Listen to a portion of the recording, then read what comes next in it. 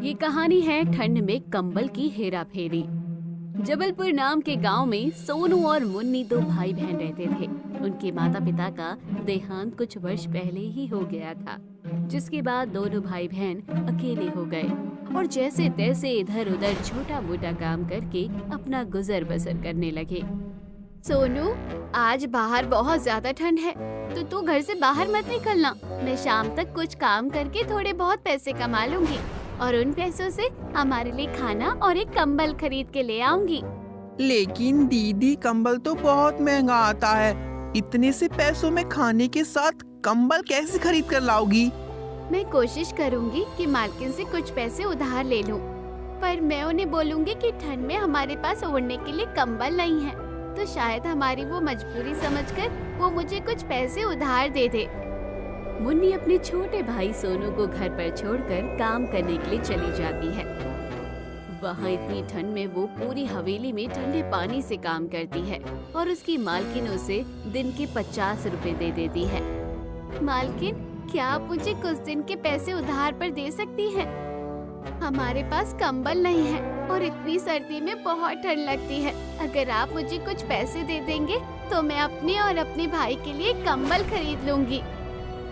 मेरे पास तुझे देने के लिए कोई पैसे नहीं है और तेरा क्या भरोसा, पैसे लेकर भाग गई तो? कंबल खरीदना है तो जाकर और 10 घरों में काम कर और सबसे पैसे लेकर कंबल खरीद ले। मुन्नी की मालकिन उसे पैसे नहीं देती और वहाँ से भगा देती है। मुन्नी को जो 50 रुपए मिले थे, उन पैसों से वो अपने और अपने भाई के लिए थोड़ा खाना खरीद लेती है।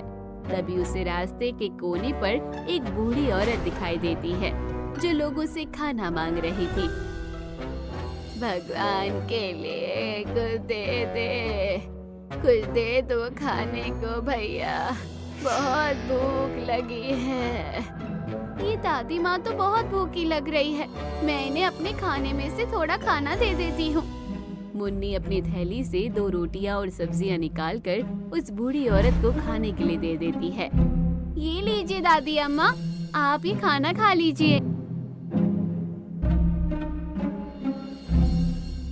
तुम्हारा बहुत बहुत शुक्रिया बेटी, तुम बहुत नेक दिल हो।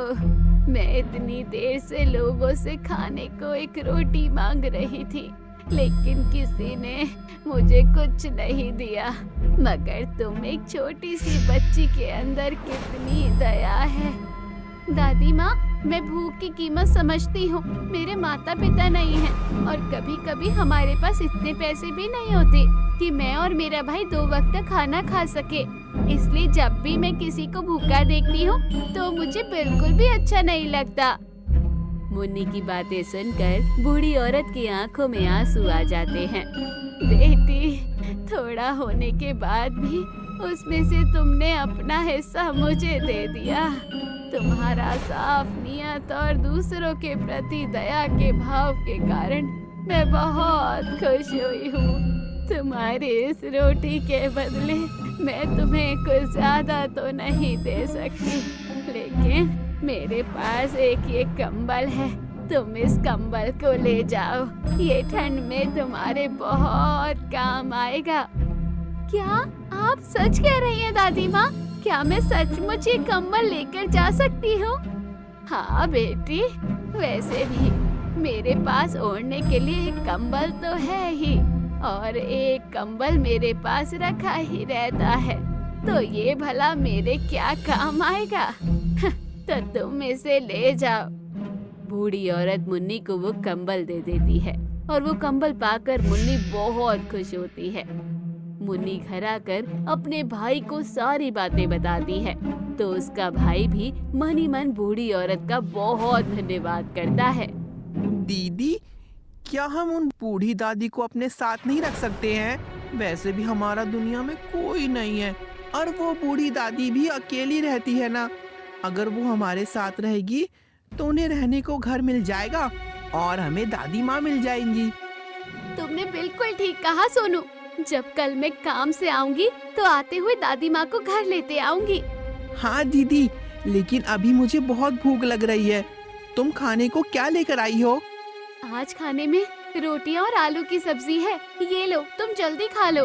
क्या मतलब दीदी? आप मेरे साथ खाना नहीं खाओगी क्या? नहीं सोनू, आज मुझे भूख नहीं लगी है, तो तुम खाना खा लो। नहीं दीदी, मैं जानता हूँ कि आपको बहुत भूख लगी है, लेकिन खाना कम होने की वजह से आप ऐसा कह रही हैं। लेकिन अगर आप खाना नहीं खाओगी तो मैं भी खाना नहीं खाऊंगा। इसके अंदर 2 रोटियां हैं, एक मैं खा लेता हूँ और एक आप खा लीजिए। सोनू अपने हाथों से अपनी बहन को खाना खिलाता है। तभी वो खाना खाते हुए कहता है, काश हमारे पास पेट भर खाना होता तो कितना अच्छा होता ना दीदी। पहले सर्दियों में माँ हमारे लिए गाजर का हलवा बनाती थी और कभी कभी तो गोभी के पराठे, तो कभी कभी मेथी के पराठे भी। लेकिन अब हमें पेट भरने के लिए कितना संघर्ष करना पड़ता है। सोनू के इतना कहते ही वहाँ पर गाजर का हलवा और तरह तरह के पराठे आ जाते हैं।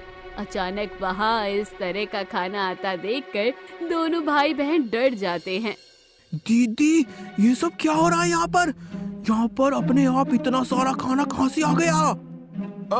तुम दोनों डरो मत, ये खाना मैं तुम दोनों के लिए लेकर आया हूँ।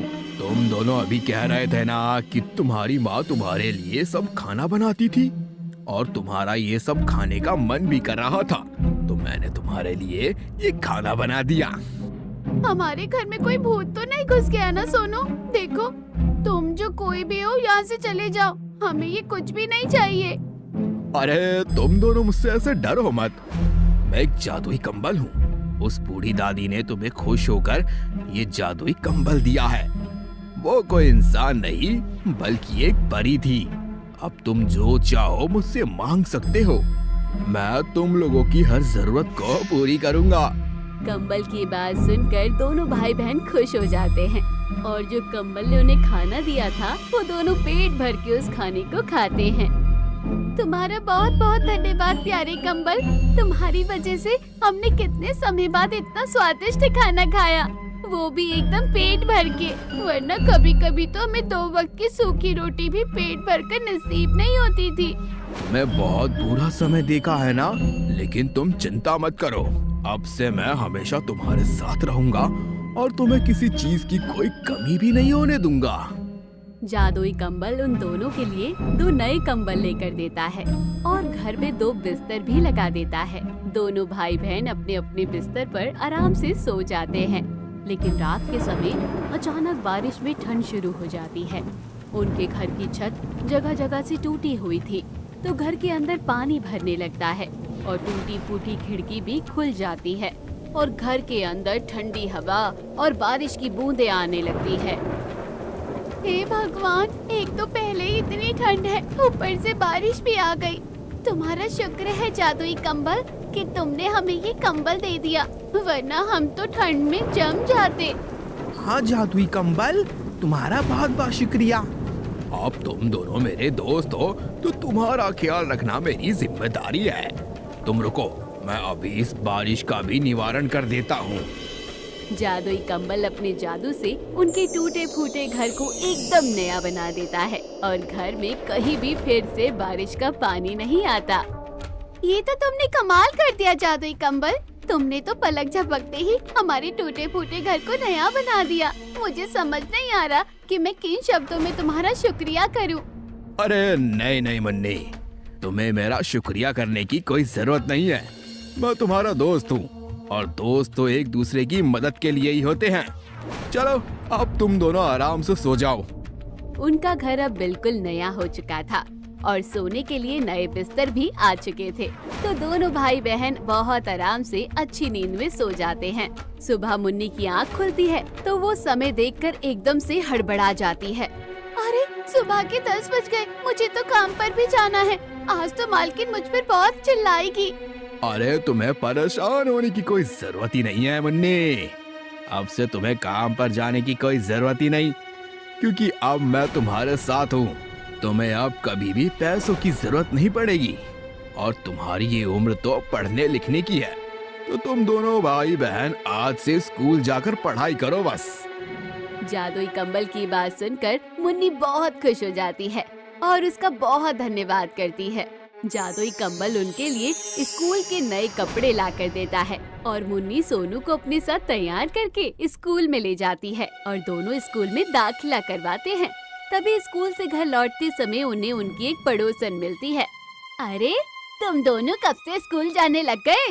तुम लोगों के पास तो ठीक से 2 वक्त की रोटी खाने के पैसे नहीं हैं, तो स्कूल की फीस भरने के पैसे कहाँ से आ गए?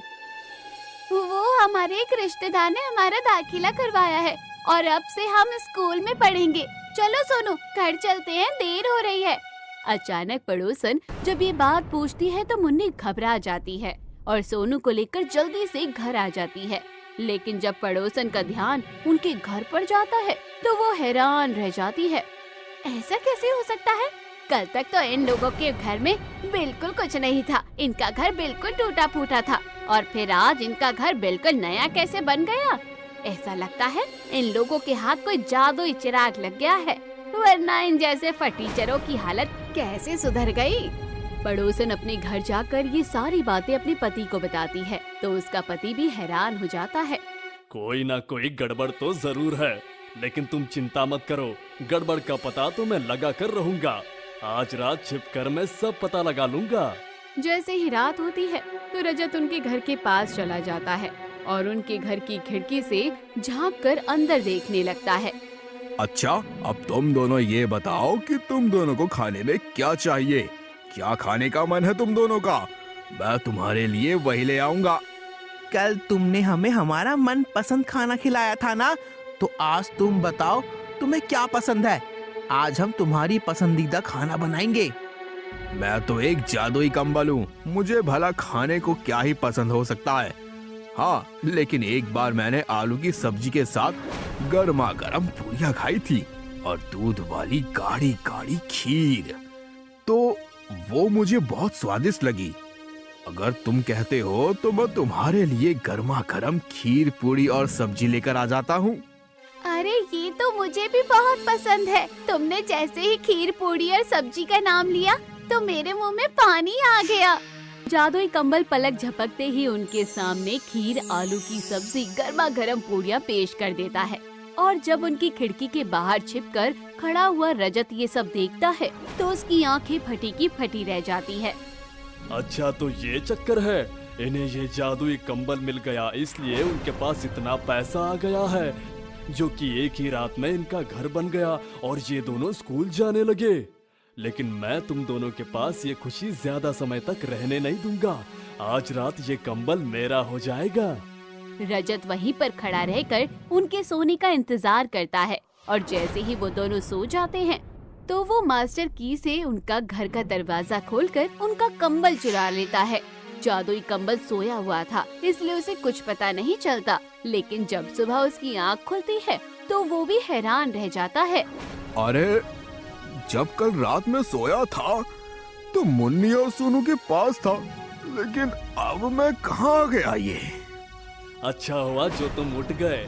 तुम ज्यादा हैरान मत हो, मैं तुम्हें कल रात को उनके घर से लेकर आया हूँ ताकि उन लोगों की तरह तुम मुझे भी अमीर बना दो। तुम्हें क्या लगता है तुम मुझसे कुछ मांगोगे और मैं तुम्हें इतनी आसानी से दे दूंगा? मैं सिर्फ सच्चे और जरूरतमंद लोगों की मदद करता हूँ और तुम्हें देखकर तो मुझे बिल्कुल नहीं लग रहा कि तुम सच्चे और जरूरतमंद हो। इतना अच्छा खासा घर है तुम्हारा, काम धाम करने के लायक भी लगते हो, तो भला फिर मैं तुम्हारी मदद क्यों करूं? अरे मैं कहाँ तुमसे ज्यादा कुछ मांग रहा हूँ, उन लोगों को इतना दिया है तो थोड़ा बहुत मुझे भी दे दो। अब मैं तुम्हें अपने घर लेकर आया हूँ तो मुझे इस तरह निराश तो मत करो। अच्छा ठीक है, जल्दी बताओ तुम्हें क्या चाहिए, लेकिन याद रखना मैं सिर्फ तुम्हें एक मौका दूंगा, इसलिए जो भी मांगना है सोच समझ के मांगना। ठीक है, जो मांगूंगा सोच समझ कर ही मांगूंगा, लेकिन सोचने के लिए थोड़ा मुझे वक्त तो दो, तब तक तुम मेरे घर पर आराम कर लो। ठीक है। रजत सोचने में जानबूझकर समय लगाता है। वो अंदर कमरे में अपनी पत्नी के पास जाकर कहता है, सुनो अनीता, अभी मैं इस जादुई कंबल से कुछ नहीं मांगूंगा, लेकिन रात होते ही जैसे ही ये सो जाएगा तो हम इसे अपने तिजोरी में बंद कर लेंगे, और उसके बाद जब ये हमारे घर से कहीं जा ही नहीं पाएगा तो इसे हमारी हर इच्छा पूरी करनी ही पड़ेगी। उन दोनों की ये बातें उनकी खिड़की से छिपकर उनका एक पड़ोसी सुन लेता है, और इससे पहले कि वो दोनों अपने कमरे से बाहर आते तो वो उनके घर में घुसकर सोए हुए जादुई कंबल को वहाँ से उठाकर ले जाता है। अगले दिन जब जादुई कंबल की आँख खुलती है तो वो खुद को एक अलग घर पर पाता है। मुझे समझ नहीं आ रहा कि आखिर मेरे साथ ये क्या हो रहा है। अरे तुम मेरे घर में हो। कल रात मैंने रजत और अनीता भाभी की बातें सुनी है, तब मुझे पता लगा कि तुम तो जादुई कंबल हो, और ऐसे कंबल को भला कौन नहीं पाना चाहेगा। चलो अब जल्दी से मुझे बहुत अमीर बना दो। आ गया मेरे सामने एक और लालची इंसान। हटो यहाँ से। दिखने में तो इतने अमीर लगते हो, फिर भी और धन चाहिए। मुझे यहाँ से जाने दो। मुन्नी और सोनू मेरे बिना परेशान हो रहे होंगे। अच्छा, तो इसका मतलब तुमने ही उन दोनों को इतना अमीर बनाया है। थोड़ी कृपा मुझ पर भी कर दो, ज्यादा नहीं, 100-200 करोड़ दे दो तो मैं धन्य हो जाऊंगा। 100-200 करोड़ तो ऐसे बोल रहे हो जैसे 100-200 रुपये मांग रहे हो। बोलो तो तुम्हें मैं एक दुकान खुलवा देता हूँ, लेकिन काम तुम्हें उसमें खुद ही करना पड़ेगा। अच्छा ठीक है, खुलवा दो। यहाँ सब लोग जादुई कंबल की हेरा फेरी में लगे हुए थे, और सोनू और मुन्नी जादुई कंबल को ढूंढ ढूंढ कर परेशान हो रहे थे। पता नहीं जादुई कंबल कहाँ चला गया, कहीं वो हमसे किसी बात पर नाराज तो नहीं हो गया। पता नहीं दीदी, लेकिन मुझे उसकी बहुत याद आ रही है। मुझे जादुई कंबल के पास जाना है। वो कितना अच्छा था, कितना ध्यान रखता था वो हमारा। उसने ही हमें हमारा नया घर बनाकर दिया और स्कूल में हमारा दाखिला भी करवाया, लेकिन पता नहीं वो क्यों हमें छोड़कर चला गया। यहाँ सोनू और मुन्नी जादुई कंबल के लिए परेशान हो रहे थे, और वहाँ जादुई कंबल सुनील की बातें सुनकर परेशान हो रहा था। देखो, अब बहुत हो गया तुम्हारा। तुम अपने बच्चों के नाम पर ब्लैकमेल कर रहे हो, तो कभी अपनी बूढ़ी माँ के नाम पर। अब मैं तुम्हें कुछ नहीं दूंगा। मुझे सोनू और मुन्नी के पास जाना है। सुनील जादुई कंबल को अपनी घर से जाने ही नहीं दे रहा था, और वहाँ रजत और अनीता जादुई कंबल को अपने घर में ढूंढ रहे थे। तभी वो उसे ढूंढने के लिए बाहर गए तो उन लोगों को सुनील के घर से कुछ आवाजें सुनाई दी। उन्होंने उसके घर को झांक कर देखा तो जादुई कंबल वहीं पर था, तो वो तुरंत ही उसके घर के अंदर पहुंच गए। तुम्हारी हिम्मत कैसे हुई हमारे घर से हमारी जादुई कंबल को चुरा कर लाने की? मैं अभी के अभी तेरे ऊपर पुलिस का केस कर दूंगा। बोल तो ऐसे रहे हो जैसे ये जादुई कंबल तेरा ही है। इसे मैं लेकर आया हूँ तो अब ये मेरा है। जा यहाँ से। वो दोनों आपस में झगड़ने लगते हैं, और उन दोनों के झगड़ने की आवाज जादुई कंबल को ढूंढ रहे मुन्नी और सोनू तक पहुंच जाती है। वो दोनों जब उनके घर देखते हैं तो जादुई कंबल वहीं पर था। वो जल्दी से अंदर आकर जादुई कंबल को उठा लेते हैं। हम दोनों कब से तुम्हें ढूंढ रहे हैं जादुई कंबल, तुम क्यों चले गए थे? हाँ जादुई कंबल, पता है हमें तुम्हारी कितनी याद आ रही थी। अरे अब तुम दोनों यहाँ कैसे आ गए, और तुमने इस कंबल को उठाया कैसे? मुझे इस कंबल को दो, ये कंबल मेरा है। अरे चुप रहो तुम। ना ये कंबल इनका है और ना ये कंबल तुम्हारा है, ये कंबल मेरा है। उन लोगों को लड़ता हुआ देखकर मुन्नी और सोनू डर जाते हैं, और वो दोनों कंबल को छीनने के चक्कर में मुन्नी और सोनू को धक्का दे देते हैं, जिससे वो दोनों गिर जाते हैं और उन्हें चोट लग जाती है। ये देखकर जादुई कंबल को बहुत गुस्सा आता है। वो सबसे पहले जाकर मुन्नी और सोनू को उठाते हैं और अपने जादू से उसकी चोट को ठीक कर देते हैं। अरे बस बहुत हो गया। इतनी देर से मैं तुम लोगों की बकवास सुन रहा हूँ। इसका मतलब ये नहीं है कि मैं तुम्हें कुछ कहूँगा ही नहीं। तुम लोगों ने मुन्नी और सोनू को चोट पहुँचाने की बहुत बड़ी गलती कर दी। अब देखो मैं तुम्हारे साथ क्या करता हूँ। जादुई कंबल अपने जादू से वहाँ पर 2 बांस के बड़े बड़े डंडे लेकर आता है। वो डंडे बुरी तरह से सुनील और रजत की पिटाई करना शुरू कर देते हैं, और वो दोनों दर्द के मारे बुरी तरह से चिल्लाते हैं। लालची लोगों, लालच के चक्कर में बच्चों को चोट पहुंचा रहे थे। अब तुम्हें डंडे पड़ रहे हैं ना, तो मजा आ रहा होगा। नहीं जादुई कंबल, तुम लोग इन लोगों को मत मारो, तुम इन्हें माफ कर दो और अब तुम हमारे साथ घर चलो। मुन्नी ने कहा इसलिए तुम्हें छोड़ रहा हूँ, वरना मैं तुम्हारा ऐसा हाल करता जो तुमने कभी सपने में भी सोचा नहीं होगा।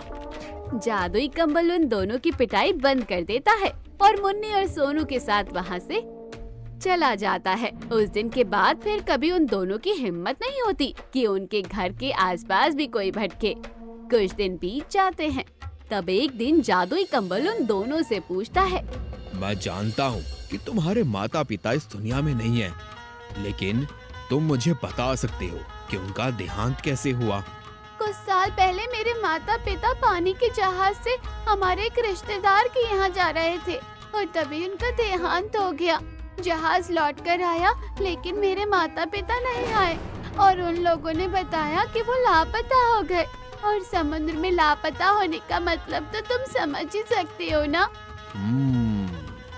जादुई कंबल ने अपनी आंखें बंद की और उसने देखा कि मुन्नी और सोनू के माता पिता भी जिंदा हैं और वो एक टापू पर फंसे हुए हैं। जादुई कंबल अपने जादू से जल्दी से टापू पर पहुंचा और मुन्नी और सोनू के माता पिता को उनके घर पर लेकर आ गया। अपने माता पिता को अपने सामने देख मुन्नी और सोनू बहुत खुश हुए और जब उन्हें सारी सच्चाई पता चली तो उन्होंने जादुई कंबल का बहुत शुक्रिया और धन्यवाद किया। सब बड़े ही भावुक हो गए, लेकिन जादुई कंबल के कारण आखिरकार मुन्नी और सोनू को उनके माता पिता वापस मिल गए और एक बिछड़ा हुआ परिवार फिर से एक साथ मिल गया। तो दोस्तों, कहानी यही खत्म हुई। कहानी कैसी लगी कमेंट बॉक्स में जरूर बताइए, चैनल को जरूर सब्सक्राइब कीजिए।